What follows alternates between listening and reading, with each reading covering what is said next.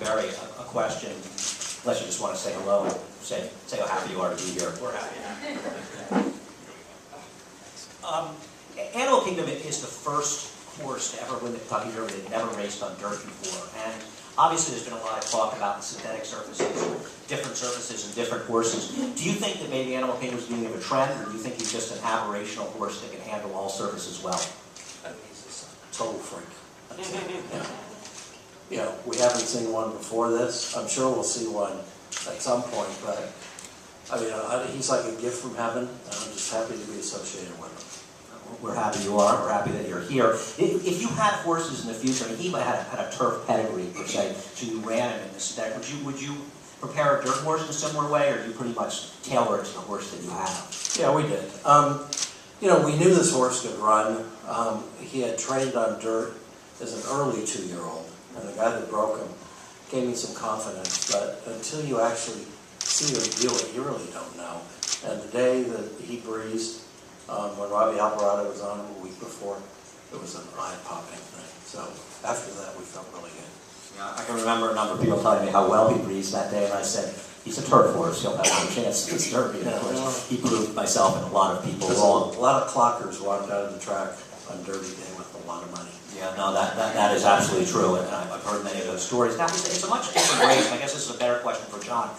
It's maybe a different race going a mile and a half, because it's potentially, I mean, look, your main rival may well be Shackelford in this race, obviously, Mucho Macho Man and Nero or other ones to consider, but if there's not a lot of pace, it could play towards Shackelford's strengths. Are you concerned at all that because of the distance and maybe a slower pace, you might have to lay closer and that could mitigate his closing kick a little? No, I don't think so. I think that as easy as he's going the first part of the race, it's going to be much better for him. What happened in the picture is that he was way too far back, and then there was a lot to catch up. But even if you go on a slower pace, he's in the mix with the horses, it'll be easier for him.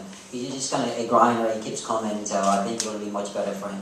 And your experience riding at Belmont, of course you won the Belmont Stakes with Rags to Riches just 4 years ago. I have to think that gives you a confidence, and not that, of course, some of your opponents will have had more experience, but perhaps Shackelford may not have that advantage that you have, and maybe, are you hoping that's an advantage for you?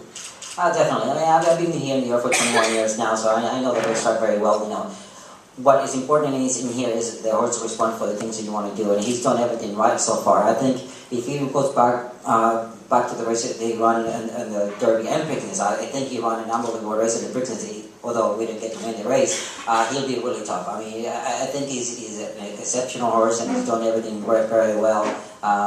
I think he'll be very tough, definitely.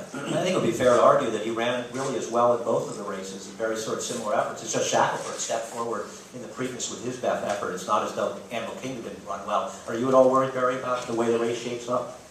No. I think our horse has got a high cruising speed. He had a really neat work here this week. I'm not worried about Shackelford, by the way. I'm worried about Mucho Macho Man. I think he's the horse to beat. We'll get the connections thoughts on that. Dale has talked about a rivalry, and you say you're worried about the other horses, so perhaps if it doesn't work out, God forbid it doesn't work out for you, and another horse wins, are you looking forward to the rest of the season, maybe keeping this rivalry going? Because obviously if Animal Kingdom wins, he has a very forward position to be 3-year-old champion. Would you still take them on later in the year? I'm not working for Naira. I'm working for my partners.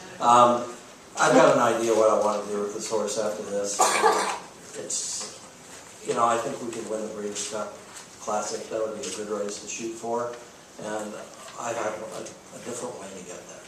That does not include the Haskell or the Travers.